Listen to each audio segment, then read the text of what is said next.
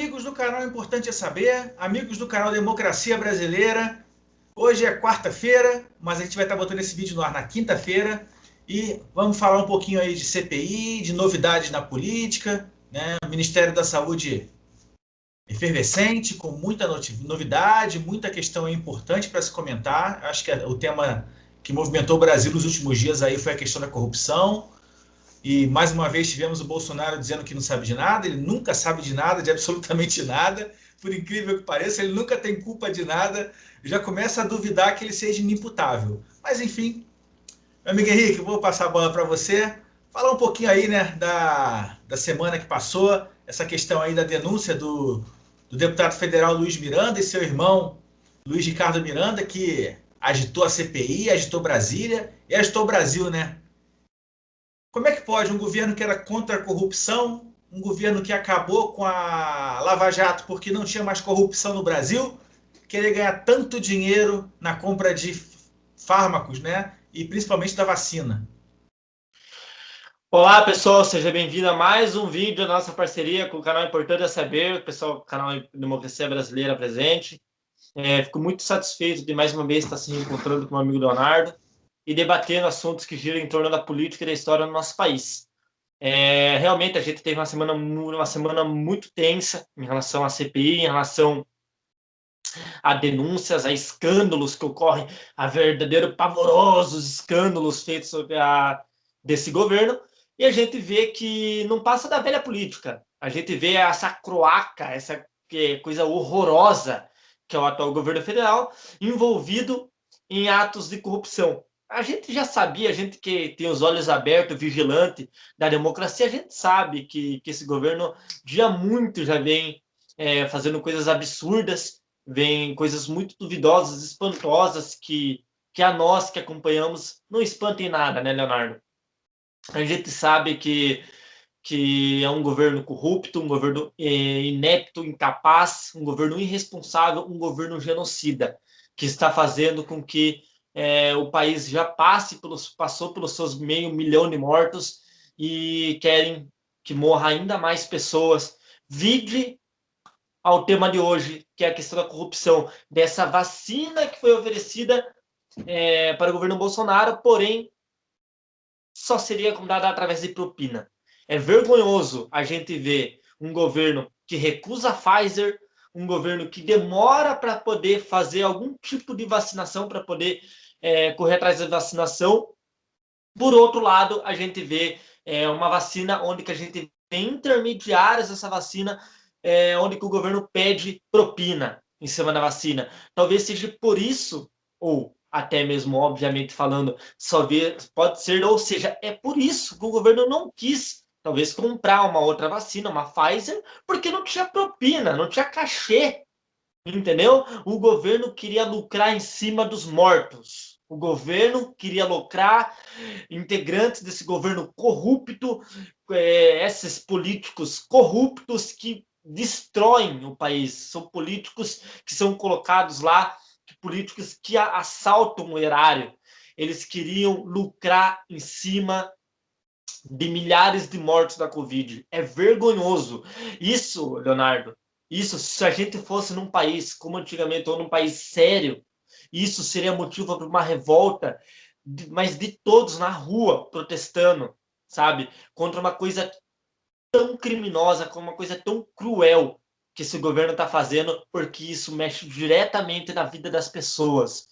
Isso, como diz especialistas, como diz jornalistas de caráter, isso é um total genocídio planejado de todo esse governo corrupto e esse governo que carrega e leva no nosso país uma lastra, uma mancha de sangue.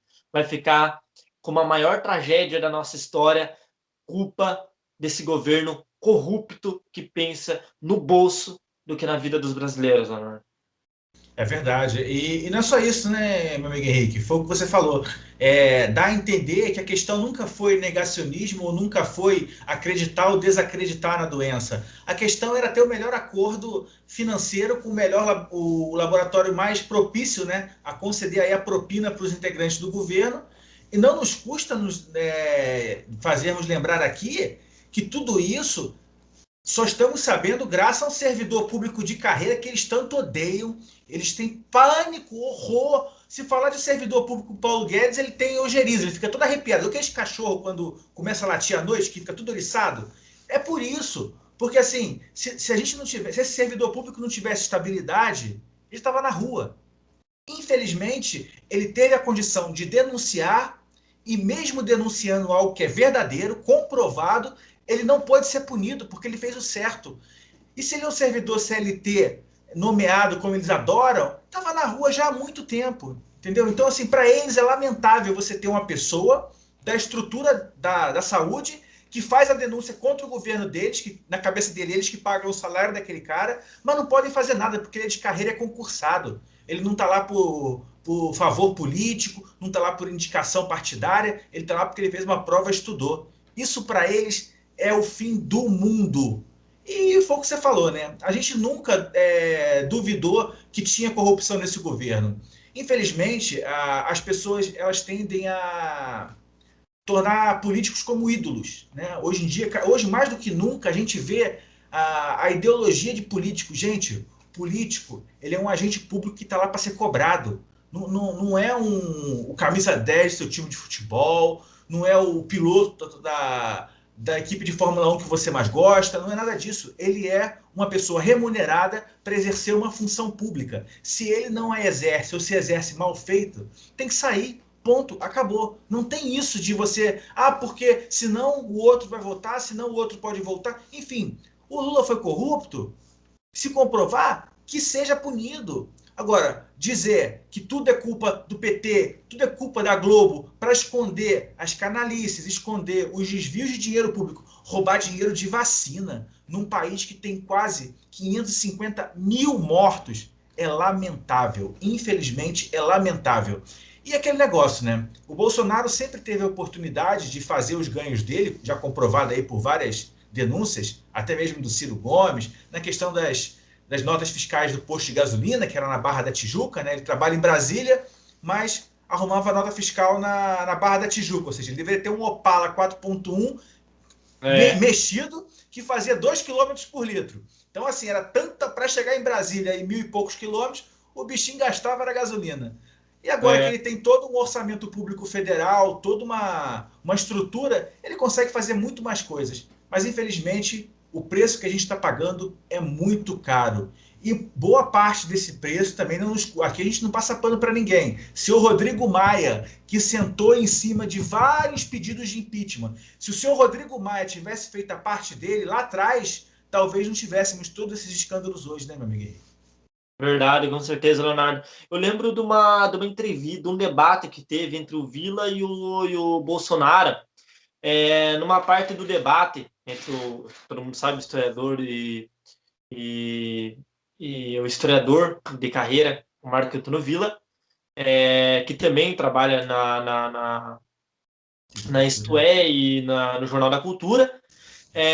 O historiador Marco Antônio Villa ele fez um debate, foi em 2018, se eu não me engano, em relação ao Bolsonaro, que ele questionou, na época que ele falava que ele não era corrupto, que ele falava que não tinha como taxar ele de corrupção, que ele questionou, salvo engano, era 120 mil reais vindo da JBS para ele. Ele questionou esses 120 mil reais vindo da JBS para ele, que ele recebeu do partido dele, que ele recebeu via partido dele, esse JBS. Diz ele no debate que quando ele descobriu que era da JBS, até então envolvido em casos de corrupção, ele pegou e ele devolveu o dinheiro falando que não ia aceitar o dinheiro da vinda da JBS. Ou seja, aí o que aconteceu? Aí ele falou que ia aceitar só se fosse do partido dele o dinheiro. Aí o seu dinheiro veio, o partido dele mandou, ele disse, deposita na conta do filho, ele falou, o partido mandou dinheiro para ele, mandou outro dinheiro, outro 120 ou 100 mil, mandou outro esse dinheiro para ele, só que não diretamente da JBS, mas de uma forma ou outra, isso, ele está fazendo uma tripartição nisso, porque ele pega, ele fala que não quer diretamente o dinheiro da JBS, mas recebe o dinheiro do partido, que é um dinheiro bonificado da JBS. Então, ele, através desses atos que ele tenta esconder de corrupção, que ele não soube explicar sobre isso, que ele não quis explicar durante o debate. Através desses atos que eles escondem, maquia, esses atos de corrupção, que a gente sabe que não tem como esconder, a gente sabe como funciona essa velha política. A gente sabe como é que funciona esses políticos corruptos que o Brasil tem. E vamos cá entre nós, 30 anos mamando nas tetas, 30 anos como político, 28 anos como deputado e 2 como vereador, fazer isso, achar que ele é a nova política, pare, por favor, isso é conversa para boi dormir e é conversa para aquele gado que fica no WhatsApp e acha que ainda que o Bolsonaro é a salvação do Brasil e que o Brasil está o verdadeiro país das maravilhas. É vergonhoso a gente ter esse inútil na presidência da República e a gente ter um acervo de pessoas, um mundo de pessoas que ainda idolatram esse tipo de pessoa. Mas a gente sabe que durante toda a história da humanidade, a gente vê que tinha pessoas que defendiam as piores pessoas que esse mundo já teve. Então, não é novidade para ninguém, né?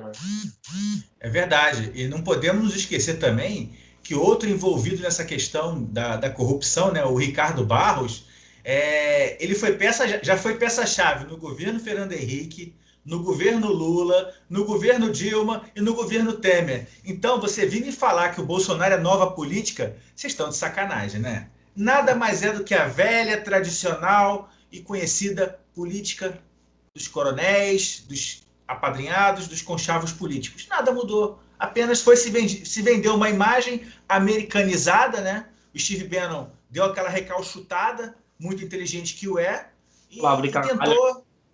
Olavo de Carvalho, eles tentaram vender uma coisa que na verdade nunca foi. O Bolsonaro não é nova política e nunca vai ser, pelo contrário, é a velha e tradicional política podre que a gente tem já há mais de 20 anos no Brasil. E nisso me incluo também o PT, incluo o governo Temer, enfim, não é o governo Fernando Henrique, que não podemos nos esquecer, que comprou a emenda constitucional da reeleição, ela foi comprada, todo mundo sabe disso. Ele começou-se lá naquele momento a fazer trocas com parlamentares para aprovar uma emenda constitucional para ele se perpetuar no cargo, o que era uma imoralidade, porque se a emenda constitucional ela fosse aprovada, deveria ser para o próximo mandato, não para aqueles que já estavam ocupando o cargo. Ele jamais poderia se beneficiar de um instrumento como esse.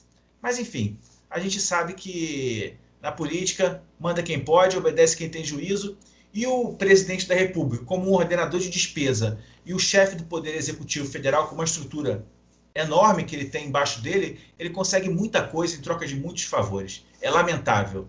E o Barros é a prova disso, de que nada mudou e de que tudo continua como antes no quartel de Abrantes, né, meu amigo Henrique?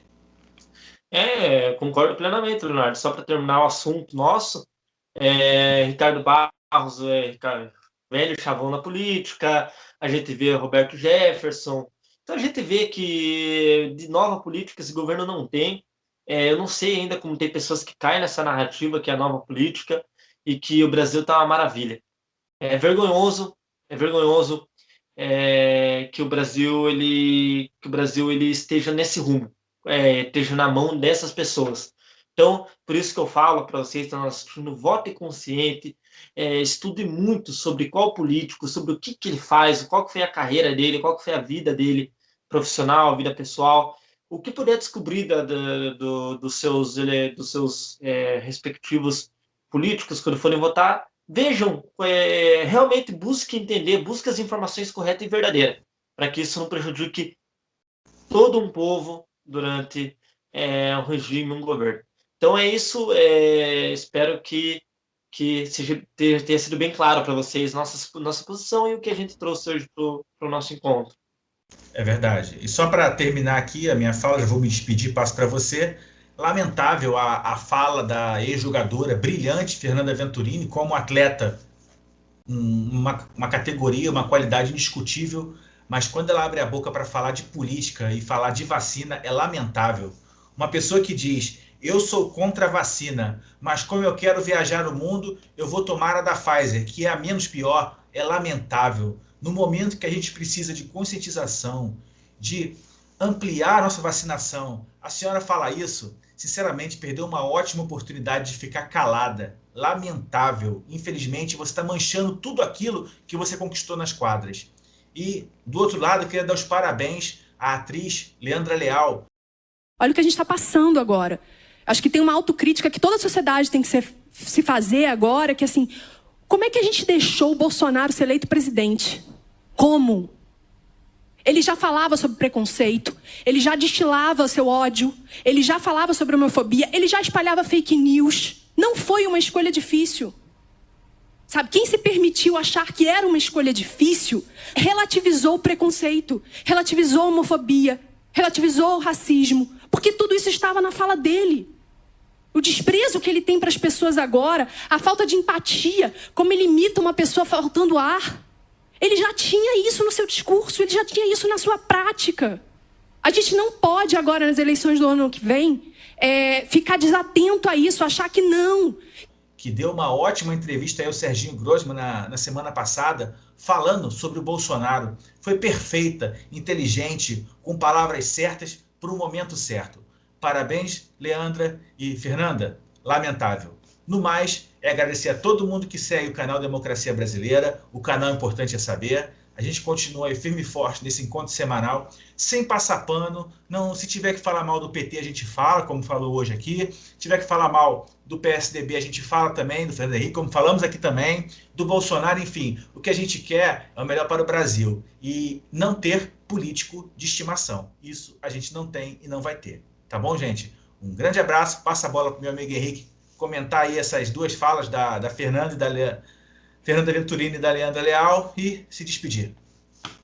Olha, é isso aí, sobre a Fernanda.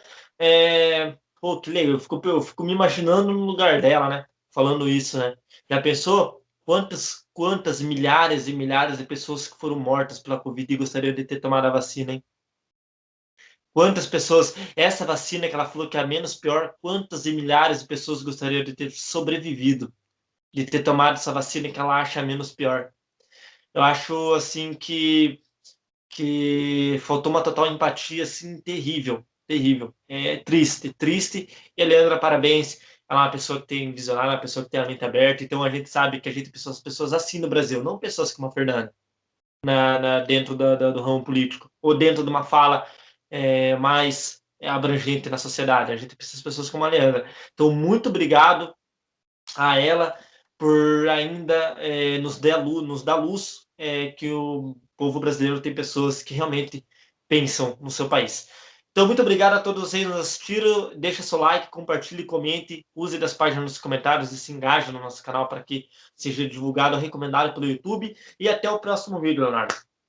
Até o próximo vídeo. Um grande abraço, meu amigo Henrique.